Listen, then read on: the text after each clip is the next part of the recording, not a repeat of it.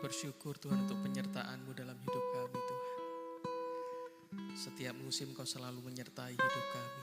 Kami bersyukur Tuhan. Terima kasih untuk kebaikan.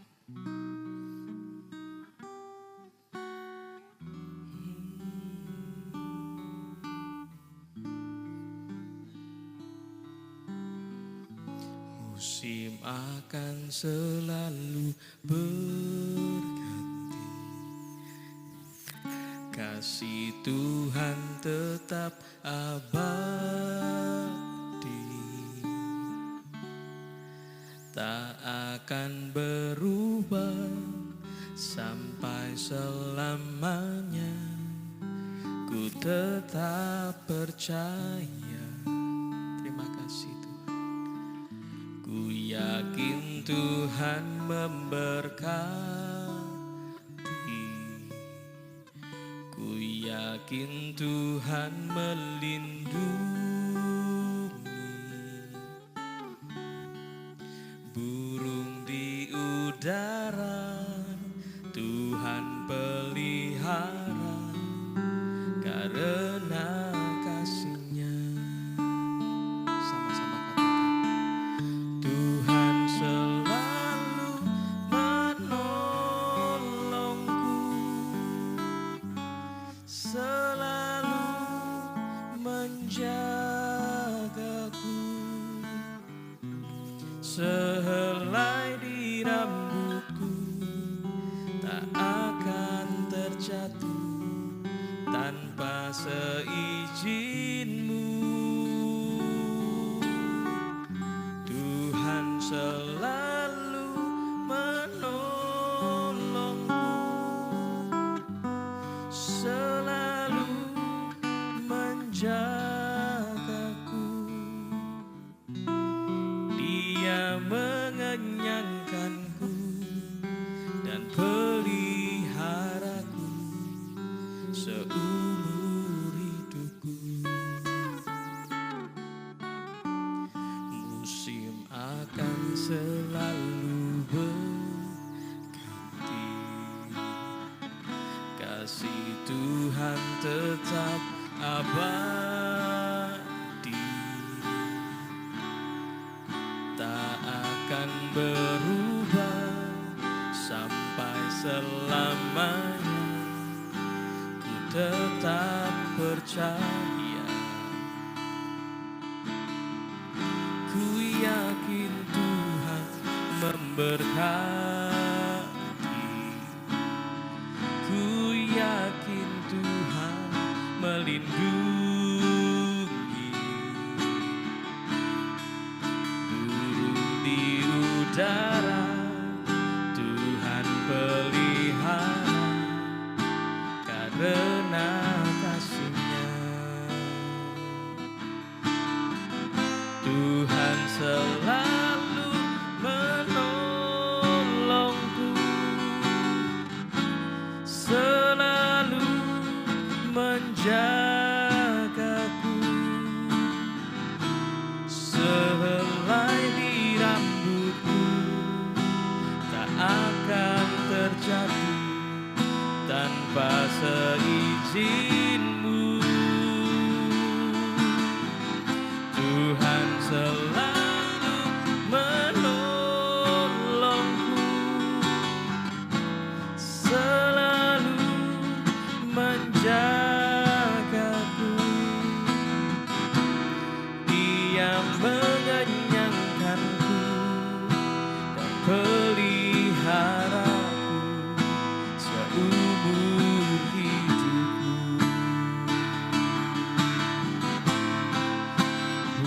Kami sembah-Mu Yesus, kami bersyukur buat kebaikan-Mu. Kami rindu memberi yang terbaik, tubuh jiwa roh kami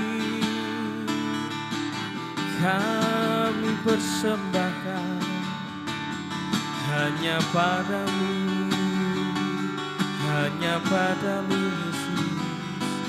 Terima kasih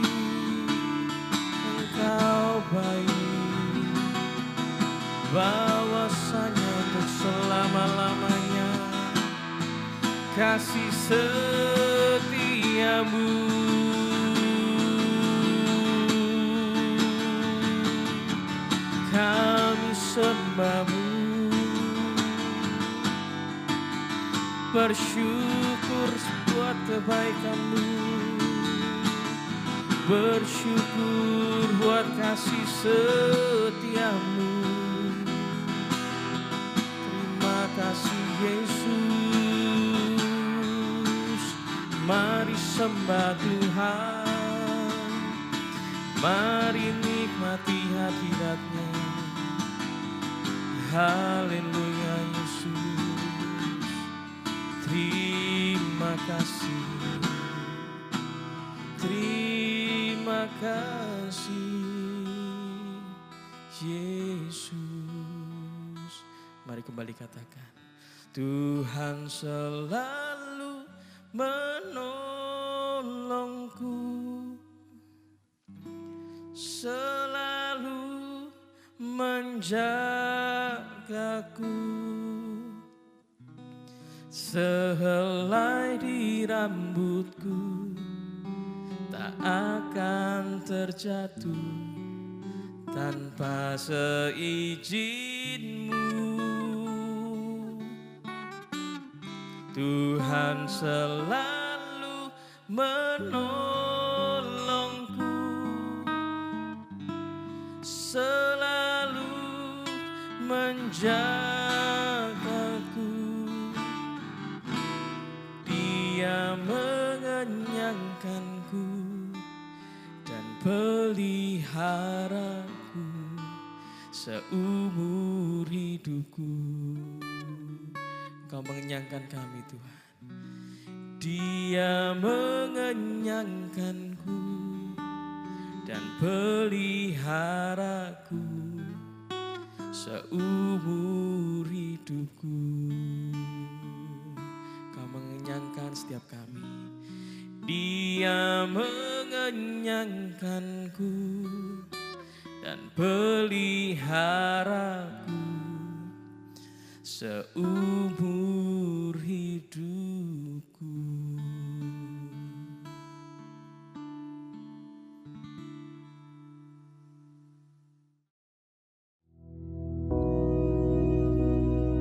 Bapa kami yang di surga, dikuduskanlah namamu, datanglah kerajaan-Mu, jadilah kehendak-Mu di bumi seperti di surga. Berikanlah kami pada hari ini makanan kami yang secukupnya, dan ampunilah kami akan kesalahan kami, seperti kami juga mengampuni orang yang bersalah kepada kami. Dan janganlah membawa kami ke dalam pencobaan, tetapi lepaskanlah kami daripada yang jahat. Karena Engkaulah yang empunya kerajaan dan kuasa dan kemuliaan sampai selama-lamanya. Amin.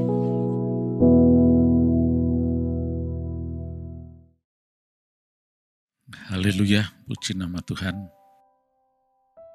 Saudara sekalian, Tuhan Yesus mengatakan, yang mau mengikut aku harus menyangkal diri dan memikul salib. Ternyata setelah kita pelajari lebih dalam lagi, ternyata ini sebetulnya berbicara mengenai ketaatan sebetulnya.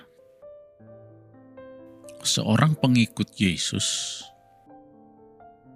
haruslah seorang yang sungguh-sungguh taat. Bukan taat sebagian atau taat sesekali, sewaktu-waktu, tapi taat 100% setiap waktu, setiap saat dalam keadaan apapun. Kita tahu bahwa untuk berbicara mengenai ketaatan ini, maka seringkali manusia itu terjebak pada suatu situasi tertentu yang akhirnya membuat mereka terpeleset atau secara tidak sengaja kemudian melenceng. Tetapi kalau berbicara mengenai pengikutan, sudah tidak ada lagi dalih untuk mengatakan sengaja atau tidak sengaja. Bayangkan seorang penunjuk jalan, dia naik kendaraan di depan dan kita mengikuti dengan kendaraan kita di belakang. Tiba di suatu perempatan misalnya, ada traffic light, tiba-tiba pas giliran kita lewat, lampunya merah. Berarti kita harus berhenti. Sementara penunjuk jalannya udah lewat. Akhirnya kita terpisah. Apalagi kalau kemudian si penunjuk jalan ini mengambil jalan berbelok ke suatu arah tertentu, sementara kita mungkin tidak melihatnya, tidak mengetahui. Nah, tersesatlah kita. Lalu kita katakan, waduh, situasinya membuat saya tidak bisa mengikuti dengan baik. Keadaan tidak akan berubah. Kita tetap tersesat. Walaupun itu bukan kesengajaan kita. Nah, mari pagi hari ini kita akan lihat bahwa untuk berbicara mengenai ketaatan itu perlu suatu konsentrasi penuh, fokus kepada Tuhan, dan betul-betul menyerahkan aku kita kepada Dia. Itu sebabnya Tuhan katakan menyangkal diri. Self-nya ini loh, tidak dipakai lagi. Karena ketika self-nya masih berperan, maka situasi sekeliling itu pasti akan sangat mempengaruhi setiap tindakan dan keputusan yang akan diambil. Mari sekarang kita lihat contohnya. Kalau kita baca dari Kejadian pasal yang ketiga, mulai ayat yang pertama,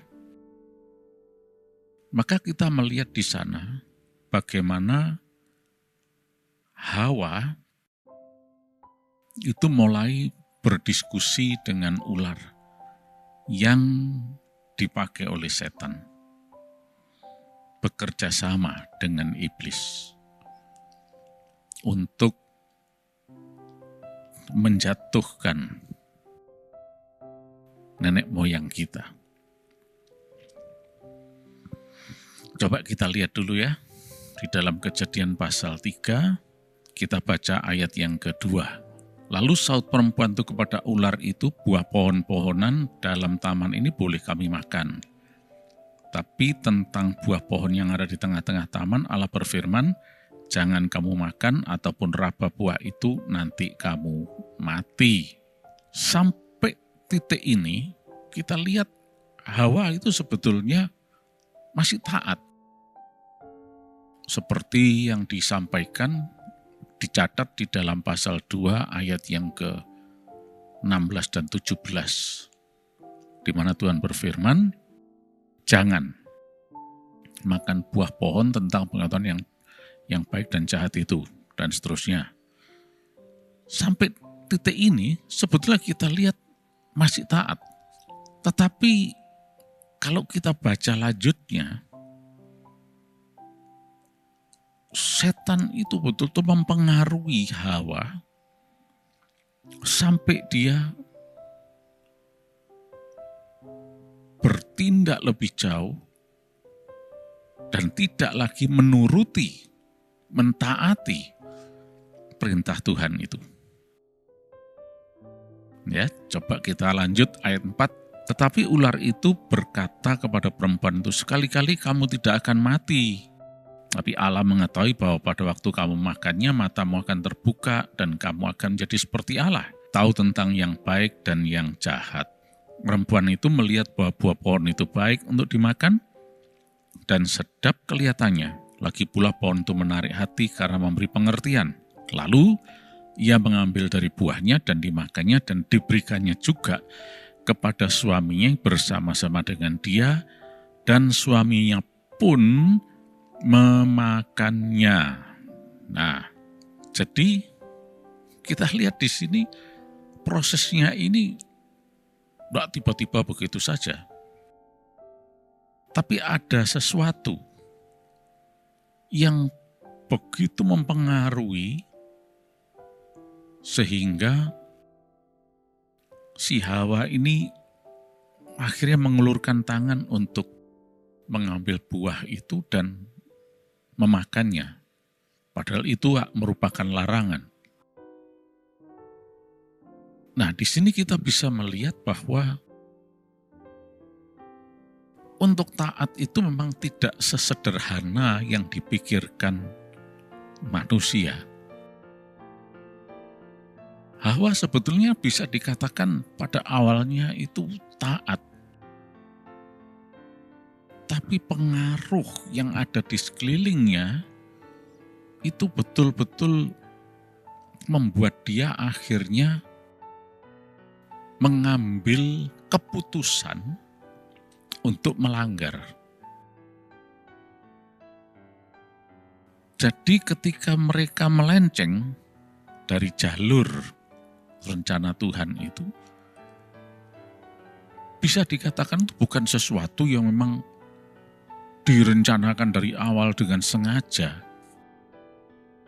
Bisa dikatakan sebetulnya tidak sengaja sebetulnya. Karena memang mereka tidak berniat untuk melanggar. Akan tetapi situasinya membuat mereka sedemikian rupa sehingga melakukan sesuatu yang melanggar, yang melenceng. Nah, ini yang betul-betul yang harus kita pahami. Itulah sebabnya kenapa Tuhan Yesus katakan denying self, menyangkal diri. Karena ketika dirinya sudah tidak lagi berperan, self-nya ini, akunya tidak berperan, maka tidak ada yang bisa mempengaruhi. Kita lanjut dulu, nanti kita kembali ya, kita lihat. Mulailah sekarang Allah melakukan interogasi terhadap para terdakwa ini, Adam, Hawa. Ya. Tapi sudah lihat apa yang dijawab oleh si Adam. Dalam ayat 12 dikatakan, manusia itu menjawab, perempuan yang kau tempatkan di sisiku, dialah yang memberi dari buah pohon itu kepadaku, maka ku makan. Ya betul memang. Adam cuma terima saja dari Hawa. Lalu ikut makan, ya. Betul juga sebetulnya. Tetapi di sini kita lihat inilah pengaruh yang membuat akunya Adam ini berperan sehingga dia mengambil tindakan melanggar. Kalau misalnya yang kamu berdosa, loh tunggu dulu, aku sebetulnya enggak sengaja ini. Artinya enggak berencana untuk seperti itu. Tapi ini loh, wanita ini loh yang memberikan padaku. Nah, baru aku makan. Ya betul memang. Itulah sebabnya tadi dari awal saya sampaikan bahwa sengaja atau tidak, itu tetap bukan ketaatan. Sebab ketaatan tidak pandang bulu. Pokoknya taat sudah. Andai kata Adam itu tidak pakai akunya. Ini yang disebut menyangkal diri. Ketika diberi makan, diberi buah itu oleh Hawa. kemungkinan dia akan mengatakan, oh enggak boleh. Udahlah, masa kamu gak sayang sama aku, gak cinta sama aku, dan seterusnya, ya ini aku berikan padamu. Aku sudah makan dan sebagainya, misalnya begitu. Tapi karena akunya gak berperan, maka Adam cuma bisa mengatakan, sorry, no. No, no, no, no, no way. Dan amanlah dia, ini taat. Begitu juga dengan Hawa. Ketika Tuhan bertanya kepada dia, maka perempuan itu menjawab dalam ayat yang ke-13b. Jawab perempuan itu, ular itu yang memperdayakan aku, maka ku makan. Iya juga, betul juga memang ya. Memang ular yang memperdaya Hawa, memang betul juga memang. Hawa pada awalnya itu tidak secara sengaja mau melanggar kok, tidak berencana melanggar. Malah dia mengatakan memang yang lainnya boleh dimakan, yang ini nggak boleh dimakan memang. Tapi kenapa akhirnya Hawa memakan buah itu? Nah, Hawa mengatakan, ya ini ular ini memperdaya aku. Ya betul juga sebetulnya. Tapi di sini kita tidak melihat betul salahnya atau gimananya, tapi kita lihat di mana ketaatannya itu. Ternyata ketidaktaatan itu terjadi ketika akunya itu diberi kesempatan untuk berperan. Ya. Coba kita lihat kembali mulai ayat yang kedua tadi. Ya. Saya tidak berbicara mengenai bagaimana ular ditanya oleh Tuhan dan seterusnya. Sudah nggak perlu ditanya karena memang setan perbuatannya jahat memang. Penipu, pembohong, yaitu iblis. Itu memang pekerjaannya udah. Nah tapi coba kita lihat Hawa tadi. Sebetulnya kembali dalam ayat 2 ya. Ayat yang sudah kita baca tadi. Lalu saat perempuan itu kepada ular itu, buah pohon-pohonan dalam taman ini boleh kami makan. Tapi tentang buah pohon yang ada di tengah-tengah taman, Allah berfirman, jangan kamu makan ataupun raba buah itu, nanti kamu mati. Ada yang mengatakan, wah ini awan nambah-nambahi firman. Ya juga sih ya, tapi itu tidak terlalu signifikan. Yang sangat berpengaruh di sini adalah ketika akunya ini loh berperan. Lalu bagaimana mestinya? Ya, ketika ular itu coba berdialog dengan Hawa, mungkin saja Hawa tidak curiga kalau akan diperdaya. Ya, tidak apa-apa. Sampai di sini, sampai titik ini kita lihat masih dalam batas ketaatan. Tapi kemudian dalam ayat 4 dikatakan, ular itu mulai berkata, sekali-kali kamu tidak akan mati. Tapi Allah mengetahui bahwa pada waktu kamu memakannya, matamu akan terbuka. Dan kamu akan menjadi seperti Allah, tahu tentang yang baik dan yang jahat. Baru kemudian perempuan itu melihat bahwa buah pohon itu baik untuk dimakan dan seterusnya. Nah, jadi di sini kita lihat pengaruh akunya, perasaannya, kehendaknya sudah terpengaruh. Seandainya pada waktu itu sampai di titik ketika Allah mengatakan tidak boleh kok dimakan, dan si ular kemudian ngoceh-ngoceh macam-macam, Hawa mengatakan tidak boleh. Enggak, tapi begini, begitu, enggak boleh. Enggak, nanti kamu matamu akan terbuka dan begini-begini dan seterusnya. No way. Nggak boleh. Nggak boleh ya nggak boleh. Mereka tidak akan jatuh. Tidak akan melenceng. Tidak akan disobey. Melanggar ketidaktaatan. Tidak terjadi ketidaktaatan itu. Masih tetap taat. Tapi karena akunya berperan. Nah, di sini kita lihat kenapa Tuhan Yesus katakan menyangkal diri. Maksudnya itu taatlah. Harus taat kalau mengikut aku. Taat itu dibilang sulit ya sulit. Dibilang tidak sulit ya tidak sulit sebetulnya. Masalahnya terletak pada self ini. Akunya. Adam dan Hawa ketika akunya berperan, ya ini yang terjadi. Tapi ketika akunya tidak dipertahankan, atau yang disebut menyangkal diri itu, maka mereka tidak akan bertindak sejauh itu. Si ular boleh ngoceh begini, keadaan sekeliling boleh begini, begitu, dan seterusnya. Mereka tetap, nggak boleh.